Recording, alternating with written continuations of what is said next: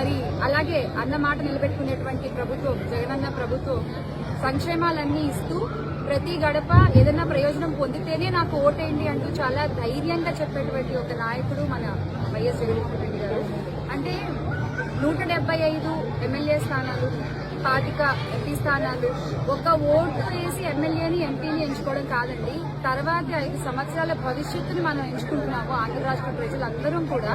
So దయచేసి vote వేసే ముందు ఒక్కసారి ఆలోచించి మీరు ఓటేయండి.